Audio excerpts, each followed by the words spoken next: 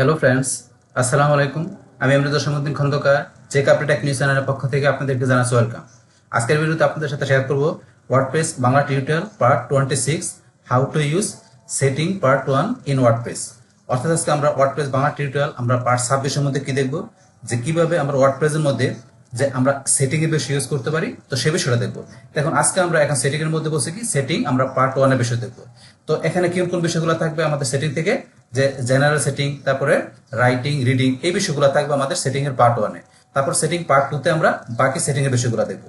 তো এখন আমাদের এই ওয়ার্ডপ্রেস সেটিং ছাড়াও যে ওয়ার্ডপ্রেসে আমাদের যে এই যে টুলস এর যে বিষয়গুলো কি ব্যবহার করতে পারি, তারপরে আমরা ইউজার রুলস কি ব্যবহার করতে পারি, তাছাড়া প্লাগইনস এর যে বিষয়গুলো আছে, এছাড়া আমরা ওয়ার্ডপ্রেস কাস্টমাইজেশনের উপরে এখানে পার্ট বাই পার্ট ভিডিও আছে।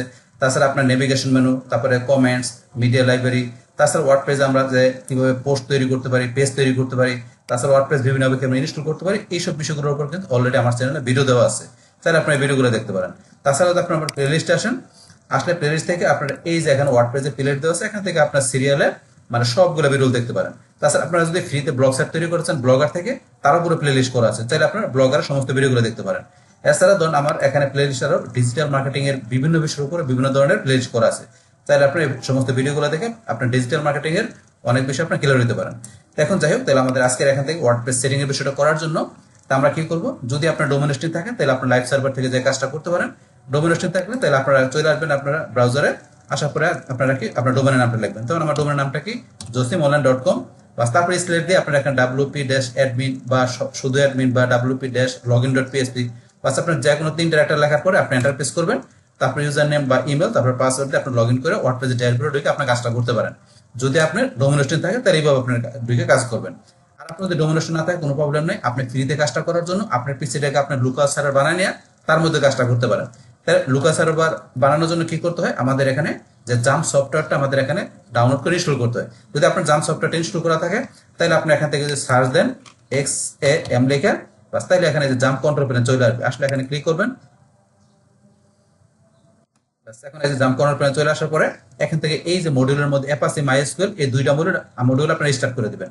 তাহলে অ্যাপাচি আমরা স্টার্ট করলাম, তারপরে মাইএসকিউএল স্টার্ট করে দিলাম। করার পর এখন আমরা এখান থেকে মিনিমাইজ করব। তারপর আপনার ব্রাউজারে চলে আসবেন, আসার পরে আপনি এখান থেকে কি লিখবেন, লোকাল হোস্ট।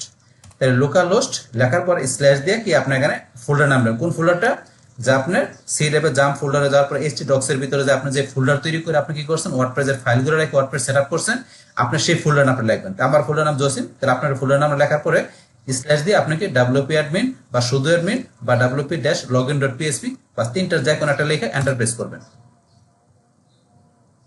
এখন এখানে আপনার ইউজার নেম অথবা ইমেল, তারপর পাসওয়ার্ড দিবেন। আমি ইউজার নামটা দিচ্ছি, পাসওয়ার্ডটা দিয়ে তারপর এখন আপনারা লগইনে ক্লিক করে লগ ইন করবেন। আমি ওয়ার্ডপ্রেসে ড্যাশবোর্ডে চলে আসলাম। বাস আসার পরে এখান থেকে আজকে বলছি আমরা এই যে লাস্টে যা আছে সেটিং, এই সেটিং থেকে আমরা এই জেনারেল, তারপর রাইটিং, রিডিং, এই তিনটা বিষয় দেখবো আমাদের আজকে এই সেটিং এর পার্ট 1 এ। বাকি যে বিষয়গুলো আছে এগুলো আমরা সেটিং এর পার্ট 2 তে দেখবো। দেখো এই যে সেটিং ছাড়া উপরে যে বিষয়গুলো আছে, যে dashboard, home, update, post, media, page, comments, appearance, plugins, user tools, এই সমস্ত বিষয়গুলোর উপর কিন্তু আমার এখানে পার্ট বাই পার্ট ভিডিও দেওয়া আছে। আপনারা সার্চ দিলে সবগুলো ভিডিও দেখতে পাবেন। এখন যাই হোক, তাহলে তখন সেটিং এর বিষয়গুলো আমরা জানি। তাহলে এই যে সেটিং থেকে যে আমরা জেনারেল সেটিং এ প্রথমে যাই, আমরা এই যে এখানে জেনারেলে ক্লিক করি। তো জেনারেলে ক্লিক করলাম, বাস জেনারেলে ক্লিক করার পরে এখন ধরুন আমাদের এখান থেকে কি চলে আসছে, এই যে প্রথম আমাদের সাইট টাইটেল আর নিচে দেওয়া আছে ট্যাগ লাইন। তো এই যে এখান থেকে সাইট টাইটেলের মধ্যে ব্লগ টাইটেল আর ট্যাগ লাইনে কিন্তু this is my first blog. তাহলে এই যে এখানে এই দুইটা বিষয় দেখাচ্ছে, আমি তো আমার সাইটটা একটু ভিজিট করি, তাহলে কোথায় দেখাচ্ছে দুইটা বিষয় আমি দেখার জন্য এই যে ব্লগস টাইটেল, এখান থেকে ভিজিট সাইটে আমি নতুন টেপে আমার সাইটটাকে আমি এখান থেকে ভিজিট করলাম। করার পরে আমার সাইটের এই যে উপরে ধরেন এই যে আছে ব্লগ টাইটেল আর ট্যাগ লাইন, এই দুইটা বিষয় কিন্তু এদের উপরে যে ব্লগ টাইটেল, তারপর this is my first blog, এই যে উপরে দেখাচ্ছে পাশাপাশি এই যে blog title this is my first blog, এই যে এখানে দেখাচ্ছে, এই উপরে দেখাচ্ছে। তো এটা আমার এখানে দেখাচ্ছে। এখন যদি আমরা এখান থেকে চেঞ্জ করে দিই টাইটেল আর এই ট্যাগ লাইনটা, যদি এখান থেকে আমি চেঞ্জ করি, বা চেঞ্জ করার পরে যদি আপনি এই যে নিচে এসে এখানে সেভ চেঞ্জ দেন, দিলে কিন্তু আমি এখান থেকে যা চেঞ্জ করে সেভ চেঞ্জ দিব সেটা কিন্তু আমার এখানে শো করবে। তো এটা সেই বিষয়টা। তারপরে এই যে এখানে আসলে আমার কি এই যে সাইট আইকন, তো সাইড আইকনটা এই যে আমার এই পিকচারটা দেওয়া আছে সাইড আইকন হিসাবে। তো সাইড আইকনটা আপনার কোথায় শো করে, আমার এই যে সাইডের এই যে উপরে এই যে দেখেন, এই যে এখানে কিন্তু পিকচারটা শো করতেছে, এটা সাইডের আইকন, যেটা আমরা কি বলতে পারি ফেভিকনে বলতে পারি। আমরা চাইলে কিন্তু এই ফেভিকন যেটা আছে বা এখান থেকে যেটা আমাদের সাইড আইকন আছে এটা কিন্তু আমরা চেঞ্জও করতে পারি। তাহলে করার জন্য আপনি এখানে আসবেন, আসার পরে এই যে চেঞ্জ সাইড আইকন, চাইলে এটা আপনার এখান থেকে remove side icon, side icon remove করে নিতে পারেন, রিমুভ করে নতুন করে আবার সেট করতে পারেন, অথবা চাইলে আপনি এটার পরিবর্তে চেঞ্জ করে নিতে পারেন। অপশন দেওয়া আছে, এখানে ক্লিক করে আপনি এখান থেকে মিডিয়া লাইব্রেরি বা আপনার আপলোড ফাইলে যে আপনি দেখা দিয়ে সেটা এখান থেকে নিতে পারেন। এই রেসিপি বিষয়টা বা পাশাপাশি এগুলো আপনি চেঞ্জ করে দেখতে পারেন। বাস যেটা চেঞ্জ করবেন করার পর লাস্টে এখান থেকে সেভ চেঞ্জে ক্লিক করে বাস তারপরে এখানে গিয়ে আপনাদের রিলোড দিলে তো সেই বিষয়টা এখানে শো করবে। বাস এখন তারপর আমরা ওদের নিচ দিকে আসি, আসার পরে এখানে কি দেওয়া আছে আমাদের ওয়ার্ডপ্রেস অ্যাড্রেস ইউআরএল। এটা হচ্ছে আমাদের ওয়ার্ডপ্রেসের অ্যাড্রেসটা, যেটা আমাদের ঢুকলাম এই যে লোকাল জোসিম অ্যাড্রেসগুলো আমাদের যা আছে তাই থাকবে, এগুলো আমরা চেঞ্জ করবো না। বাস তারপর আমাদের এখানে দেওয়া আছে অ্যাডমিনিস্ট্রেটিভ ইমেল অ্যাড্রেস। তো এটা হচ্ছে আমাদের অ্যাডমিনিস্ট্রেটিভ ইমেল অ্যাড্রেস, এই যে ইমেল অ্যাড্রেস দেওয়া আছে। তো আপনি যদি চান যে এটা চেঞ্জ করার জন্য চেঞ্জ করতে পারেন, কোনো সমস্যা নাই। বাস তারপর আমাদের নিচ দিকে আসলে এটা কিন্তু আছে আমাদের মেম্বারশিপ এনিওয়ান ক্যান রেজিস্টার। তো এখন কিন্তু আমাদের কি করতে পারে, এখান থেকে যে কেউ রেজিস্টার করতে পারে যদি আপনি টিক মার্ক দিয়ে দেন। তো বিষয়টা কি কাজ করে আমি এটা দেখাচ্ছি। তো দেখার জন্য ধরেন আমি কি করি, আমি একটা অন্য একটা ব্রাউজারে যাই। তখন এখান থেকে আমি অন্য একটা ব্রাউজারে যাচ্ছি, আমি এখান থেকে এই ব্রাউজারটা মনে করেন যাই। বাস এখন আমি যদি মনে করেন এখান থেকে লিখি লোকাল হোস্ট, আমি লেখার পরে এখন যদি মনে করেন আমি এখানে এই যে আমার ফোল্ডার নাম লেখার পর WP অ্যাডমিন এন্টার প্রেস করি, এখন কিন্তু আমার এখানে ধরেন নিচে এই যে শুধু পাসওয়ার্ড এইভাবে দেওয়া আছে, কিন্তু এখানে কিন্তু রেজিস্টার নামে কোনো অপশন নাই। কিন্তু যদি আমি ধরেন আমার এই যে সাইট থেকে এসে এই যে এটা মেম্বারশিপ এটা আমি টিক মার্ক দিয়ে দিই, এটা আমি এখন টিক মার্ক দিয়ে দিই, এটা দেওয়ার পর এখন যদি আমি নিচে সেটা সেভ চেঞ্জে ক্লিক করি বা সেভ চেঞ্জে ক্লিক করার পর এখন আমি এই ব্রাউজারে এসে যদি এখন রিলোড দিই দেবেন এখানে রেজিস্টার চলে আসছে। আমি যদি রিলোড দিই এই দেখেন নিচে কিন্তু এখানে রেজিস্টার চলে আসছে। এখন কি করতে পারবে, এই যে রেজিস্টারে ক্লিক করে এখান থেকে ইউজার ইমেল ধরেন রেজিস্ট্রেশন করতে পারবে কোন ইউজার। তাহলে ইউজার নামটা দিলাম আমি এখান থেকে ধরেন দিলাম কি কামাল, কামাল দিয়ে এখানে কামালের ইমেল আইডি দিলাম কি আমরা কামাল, এটা দিয়ে এখান থেকে আমরা কি রেজিস্টারে ক্লিক করলাম। এখন কিন্তু কামাল রেজিস্টার করলো, এখন সে লগ ইন করতে পারবে, লগ ইন পেজে যে সে লগ ইন করতে পারবে। এখন এই যে কামাল যে রেজিস্টার এখান থেকে বিষয়টা করলো, তো সেটা আমরা দেখার জন্য আমাদের এই ব্রাউজারে আসি, আসার পর আমরা কোথা থেকে দেখতে পারবো, আমরা যদি এই যে এখানে চলে যাই আমাদের এখান থেকে ইউজার অপশনে, এই যে ইউজার এখানে যায় আমরা এখানে যদি ক্লিক করি, ইউজার ক্লিক করলে আমাদের এই যে এখানে কামাল ইউজার চলে আসছে। আগে ছিল হাসান আর যে পনির, এই যে পনির ইমেল অ্যাড্রেস ছিল সাবস্ক্রাইবার, আর এই যে এখানে কামাল, কামাল কি চলে আসছে সাবস্ক্রাইবার। কেন চলে আসছে সাবস্ক্রাইবার, কিন্তু আমরা কিন্তু এটা চেঞ্জ করি নাই। তো এখান থেকে আমি একটু দেখাচ্ছি। আবার যদি মনে করেন আমি এই যে এখানে যাই, এই যে সেটিং এ যাই, আমরা কিন্তু এটা চেঞ্জ করি না, রুল চেঞ্জ করি না, আমরা রুল সাবস্ক্রাইবার ডিফল্ট ছিল এটা চলে আসছে কামালের। কিন্তু এখান থেকে যদি আমরা এটা চেঞ্জ করে দিতাম, এই যে এটা সেটিং থেকে যাই আমি দেখাচ্ছি, এবার এই চ্যানেলে যাই আমাদের কিন্তু এখান থেকে ডিফল্ট কি করা আছে, এই যে এখানে ইউজার রুলস কি করা আছে সাবস্ক্রাইবার, এবং আমার টিক মার্ক দিয়ে কিন্তু এটা আমরা চেঞ্জ করি নাই। এটা চেঞ্জ না করাতে কিন্তু এই সাবস্ক্রাইবারটাই কামালের এই যে ইউজারের ভিতরে এখানে গেলে কিন্তু এই যে কামালের এখানে এই যে রুলটা কি সাবস্ক্রাইবার চলে আসছে, তার ইমেলটা চলে আসছে। কিন্তু যদি এখান থেকে সেটিং থেকে আমরা এটা চেঞ্জ করে দিতাম, এখান থেকে সাবস্ক্রাইবার না দিয়ে আমরা এখান থেকে ধরেন এটা চেঞ্জ করে দিতাম এডিটর বা অথর যেটা দিতাম, তাহলে কিন্তু যখন এখান থেকে কি করতো কামাল এখান থেকে রেজিস্টার করতো তার ইউজার নেম এখানে ইমেল দিয়ে, তখন কিন্তু তার এই যে এখানে ইউজারে আমরা দেখতে পারতাম যে এখানে কি চলে আসছে সাবস্ক্রাইবার পরিবর্তে আপনি যেটা দিতাম এডিটর দিয়ে এডিটর বা অথর দিলে অটো সেটা কিন্তু চলে আসতো। তো এখান থেকে এইভাবে আমরা এই বিষয়টা করতে পারি। তো এটা আমরা জানলাম এখানে এই বিষয়টা কি কাজ করে। আবার আমরা এখানে জানা যাই, যার পরে আমরা তো এই বিষয়টা কি কাজ করে জানলাম, পাশাপাশি এখান থেকে এটা টিক মার্ক দেওয়ার সাথে সাথে আপনার এখান থেকে যে আপনার তাকে কোন ইটা দিবেন যে নতুন করে রেজিস্টার করবে সে কি হিসেবে থাকবে এখানে মেম্বারটা সেটা আপনি দেখাইতে পারেন। তো এটা তারপরে আমরা উঠাই দিলাম। আমরা যদি নিচে আসি, তারপরে দেওয়া আছে এখানে সাইট ল্যাঙ্গুয়েজ। তো আমাদের এই সাইটের যে ড্যাশবোর্ডের ল্যাঙ্গুয়েজটা আমরা চেঞ্জ করতে পারি। তো এখান থেকে ধরুন ইংলিশ ডিফল্ট দেওয়া আছে, আমরা যদি এখান থেকে বাংলা দিই তখন বাংলা হয়ে যাবে। আমি যে বাংলা দিলাম, দেওয়ার পর এখন থেকে আমি যদি সেভ চেঞ্জে দিই তাহলে আমার এই ড্যাশবোর্ডের ধরুন যে এখানে ইংলিশ ল্যাঙ্গুয়েজটা এখন বাংলা হয়ে যাবে। একটু ওয়েট করতে হবে। এই দেখেন এখানে বাংলা চলে আসছে, ড্যাশবোর্ড এই যে প্রকাশনা এই বাংলা সব চলে আসছে। এটা কিন্তু করতে পারি আমরা। তারপরে ধরুন আমরা যদি এখান থেকে আবার আসি, এই যে বাংলার পরিবর্তে আমি কি দিলাম, ধরুন এখান থেকে আপনার যদি কোনো ক্লায়েন্টের আপনি কি করেন কাজ করেন, সেক্ষেত্রে ক্লায়েন্টের ওয়েবসাইটের ভিতরে ধরুন আপনার এখান থেকে কোন ল্যাঙ্গুয়েজ আছে, ধরুন ক্লায়েন্টের ওয়েবসাইটটা আমরা এখান থেকে মনে করলাম যে একটা ল্যাঙ্গুয়েজ দেখা দিচ্ছি, ধরুন আপনার এই যে এই ল্যাঙ্গুয়েজটা মনে করেন আছে, এটা ক্লায়েন্টের এই ল্যাঙ্গুয়েজটা ব্যবহার করে সে আপনার কি করলো, আপনাকে এই সাইটটা সে দিল, আপনি লগ ইন করলেন।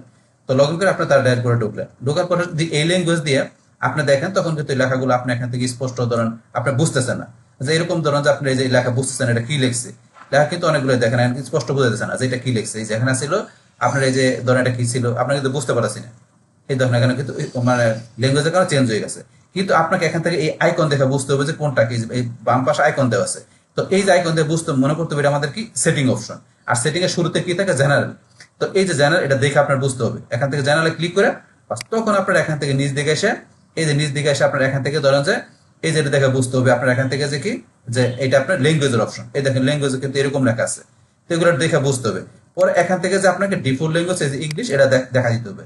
দেখা দিয়ে আপনি এখান থেকে এই দেখেন এখানে আপনাকে ক্লিক করতে হবে। বাস ক্লিক করে এইভাবে আপনাকে ল্যাঙ্গুয়েজটা আপনাকে চেঞ্জ করে ইংলিশ ল্যাঙ্গুয়েজ আপনার এখান থেকে আপনি নিয়ে তারপর আপনাকে ধরেন যে সাইডে কাজ করতে হবে। বাস কাজ শেষ হয়ে গেল, যখন আপনার ক্লায়েন্টের আবার কাজটা জমা দিবেন তখন এখানে যে ল্যাঙ্গুয়েজটা ছিল আপনার ক্লায়েন্টের, সেই ল্যাঙ্গুয়েজটা আপনার এখানে দেখা দিয়ে সেভ চেঞ্জ করে তখন ক্লায়েন্টের কাছে কাজটা জমা দিবেন। এটা হচ্ছে আপনার এই বিষয়টা। তো এইভাবে কিন্তু আপনার সাইডের এই ড্যাশবোর্ড ল্যাঙ্গুয়েজ আপনি চেঞ্জ করতে পারেন। তারপর এখানে আছে আপনার টাইম জোন। তো এই টাইম জোনের ভিতরে এখানে এই টাইম জোন দেওয়া আছে ডিফল্ট। আপনি এখন আমাদের টাইম জোন কোনটা, এই যে এখানে আমাদের ইউটিসি এখানে 06 যেটা আছে, এটা হচ্ছে আমাদের বাংলাদেশ টাইম জোন। তারপর এখানে ডেট ফরম্যাট, আমরা কিন্তু আমাদের এই সাইডের যে পোস্টের আমরা ডেট ফরম্যাট আমরা চেঞ্জ করতে পারি। ডিফল্ট কিন্তু সেপ্টেম্বর এটা দেওয়া আছে। এখন আমরা গেলে এখানে আমাদের পোস্ট, এই দেন পোস্টগুলো যেগুলো দেওয়া আছে সেপ্টেম্বর, এই যে এইভাবে দেওয়া আছে ফরম্যাটটা। এখন এই পোস্টের এই যে ফরম্যাট, এই ডেটটা দেওয়া আছে, এটা চেঞ্জ করতে হবে। যেমন আমি দিলাম কোনটা, ধরুন এইভাবে থাকবে। এই যে আমি ধরুন এটা দিলাম বা এটা দিলাম, সিলেক্ট করে এখন এই যে এই স্ল্যাশ দিয়ে আমাদের ডেটটা আসবে। আমি সেভ চেঞ্জে যাই, যাওয়ার পর এখান থেকে রিলোড দেয়, তাহলে দেখবেন এই দেখেন স্ল্যাশ দিয়ে 7/9/2024 এভাবে ডেটটা ফরম্যাট চলে আসছে। এবার কিন্তু আপনি করতে পারেন ডেটের ফরম্যাট আপনি চেঞ্জ করতে পারেন। আমাদের কোনটা ছিল প্রথমটা, আমরা প্রথমটা রাখলাম। তারপর এখান থেকে সেম ভাবে টাইমের ফরম্যাট চেঞ্জ করতে পারেন এখান থেকে যে বাস। তারপর আমরা যদি নিচ দিকে আসি, এটা হচ্ছে আমাদের উইক স্টার্ট অন।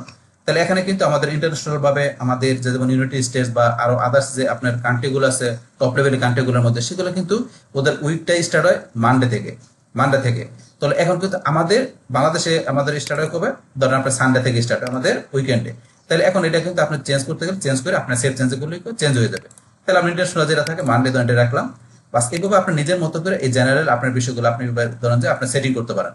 পাস করার পরে লাস্টে আপনি যাই সেটিং করেন না কেন, আপনার কি করতে হবে, সেভ চেঞ্জে গিয়ে সেভ করতে হবে। তাই আমি সেভ চেঞ্জে ক্লিক করলাম, সেভ হয়ে গেল। এখন এখানে যা চেঞ্জ করলেন আপনি এখানে শুধু রিলোড দেন, তো সেভের বিষয়গুলো আপনি এখান থেকে দেখতে পারবেন। বাস এইটা হচ্ছে আমাদের এই বিষয়গুলো, আমাদের জেনারেল সেটিং এর বিষয়গুলো। তারপর এখান থেকে আমরা জেনারেল পরে চলে আসি আমাদের রাইটিং। এই রাইটিং সেটিং এর বিষয়গুলো দেখি, রাইটিং এ ক্লিক করি। বাস রাইটিং এ ক্লিক করার পরে এখানে প্রথমে দেওয়া আছে ডিফল্ট পোস্ট ক্যাটাগরি। তো এই ডিফল্ট পোস্ট ক্যাটাগরিটা কি, এখানে দেওয়া আছে আনক্যাটাগরিজ। তো এখানে যদি আমরা যাই আনক্যাটাগরি ছাড়া কিন্তু আমার এখানে আরো বিভিন্ন পোস্ট ক্যাটাগরি দেওয়া আছে, my blog, sari, T shirt এগুলো দেওয়া আছে।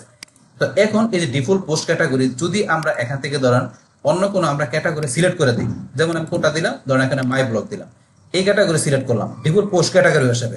বাস করলে কি হবে, আমি যখন এখান থেকে নতুন কোনো পোস্ট দিব সেই ক্ষেত্রে কিন্তু আমি যদি ক্যাটাগরি দেখায় না দিই, তাহলে আমার ডিফল্ট যেহেতু পোস্ট ক্যাটাগরি মাই ব্লগ দেওয়া আছে, তাহলে আমি ক্যাটাগরি সিলেক্ট করে না দিলে আমার ওই পোস্টটা অটোমেটিক্যালি কি হয়ে যাবে, আমার এই ডিফল্ট ক্যাটাগরির ভিতরে ওই পোস্টটা সেট হয়ে যাবে।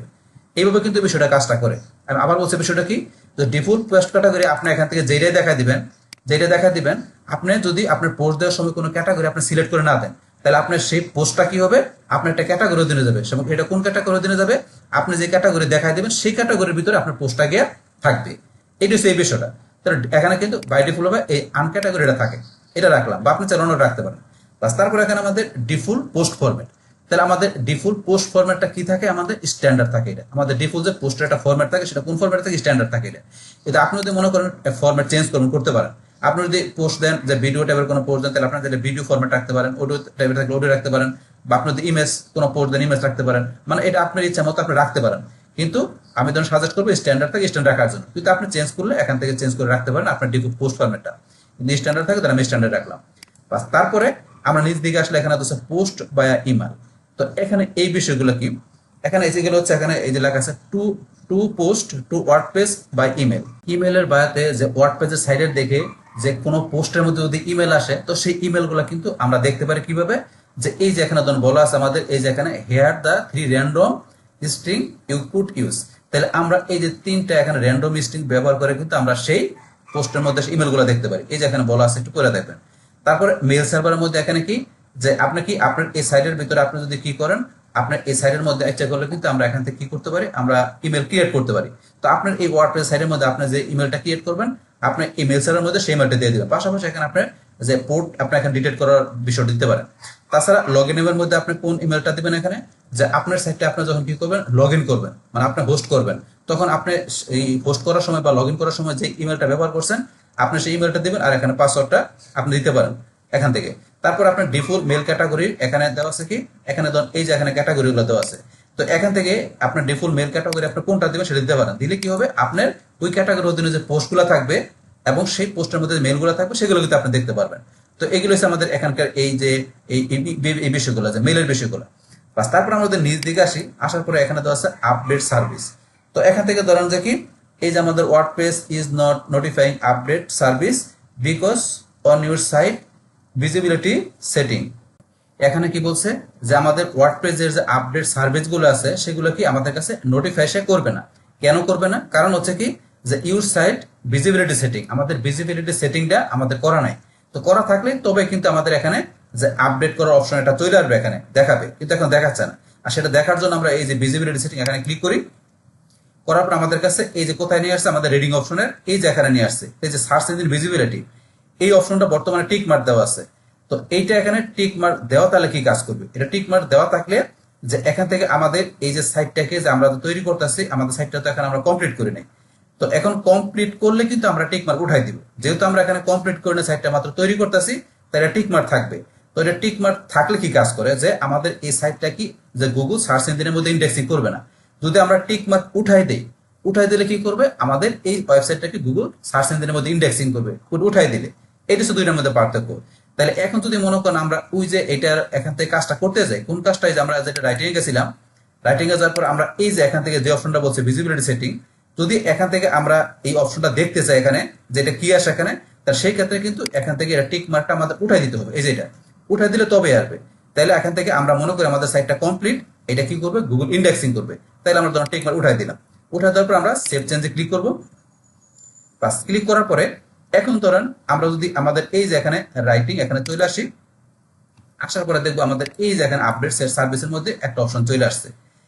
এখন এখানে কি বলছে, যে এখন ধরেন এই যে বলছে when you publish a new post WordPress automatically notify the following site update service.